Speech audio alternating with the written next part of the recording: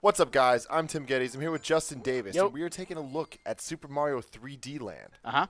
We're doing this to celebrate Nintendo's 125th anniversary. Look at these 3D graphics, Tim.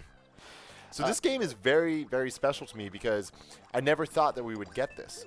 Yeah, A 3D Mario that plays like a 2D Mario. right. That's totally right. Every single time you think you understand like what Nintendo's going to do with Mario, they've just proven themselves willing over and over and over again to kind of flip the script. Yeah, and what's really awesome is I remember when Super Mario 64 came out. Amazing game. One Yeah. of my favorite games of all time. Yeah. But it wasn't Mario to me. Like, Right. because I like obstacles. I like getting through the, like, jumping and platforming and getting to the end, Sure. the flagpole. Yeah, you and I did the Mario 64 commentary, and we talked about how, in a lot of ways, it's a great game, one of the best of all time, but it was not afraid to be something totally different. Like, there's not actually that much pure platforming in that game. It's At more all, about, like, yeah. adventure and sort of figuring things out and solving sort of, some sort of simple puzzles. And the platforming was limited to the 2D games. They did the new Super Mario Brothers games. Yeah, so there was those, but for the Mario 64, the Bowser levels were the kind of the platform challenge levels, and then in Sunshine there was that whole set of floodless levels, and so this game is pretty much those extended, like the entire game of that, and it's awesome. Yep.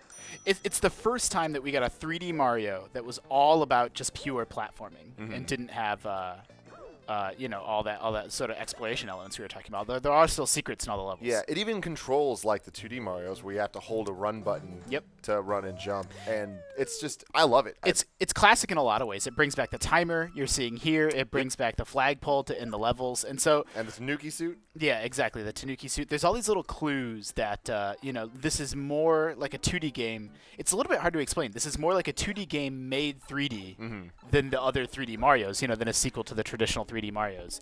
It's like forget Mario 64 or Mario World.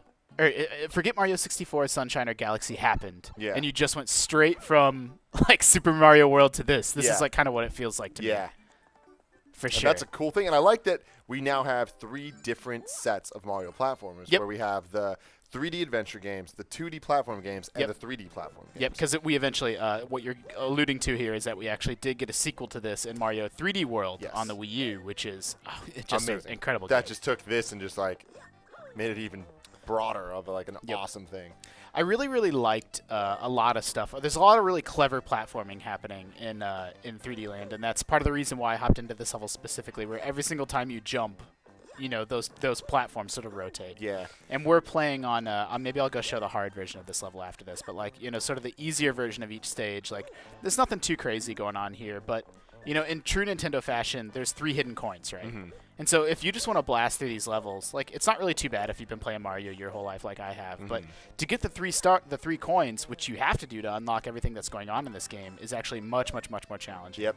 And this game has a lot to offer, especially for a portable game. Like, you go through the 8 worlds, then another 8 worlds unlock, and then you can play through it as Luigi, and there's like, of course, the perfect run challenge level at the end. Yep.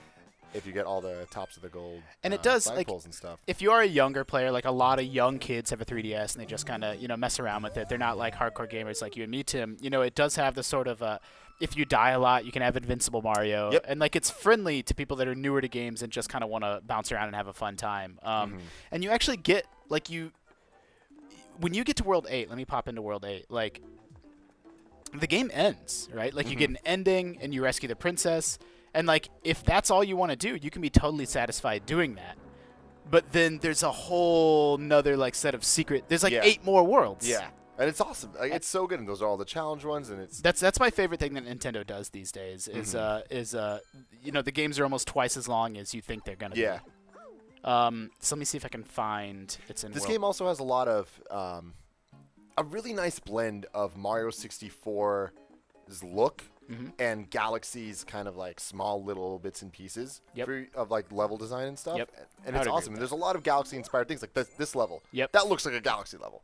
For sure. And it's a little bit, it's one of those things where like you can make things easier or tougher for yourself. Like, I happen to have the Tanuki suit here, which should hopefully not make this too brutal. But if you happen to have the wrong suit, like, some stuff that can be easy can suddenly become much more difficult. And even like the camera, one thing that we haven't even really brought up here is the fact that the 3D effect on the 3DS Yeah. is amazing in this game. The And it stereoscopic actually- 3D. I actually did. I'm gonna be honest with you, Tim. I did eventually turn it off. Really? Yeah, I know. But like, I was so it was the first game that I really got. I'm like, all right, I understand like the 3D on the 3DS. Like, I get it.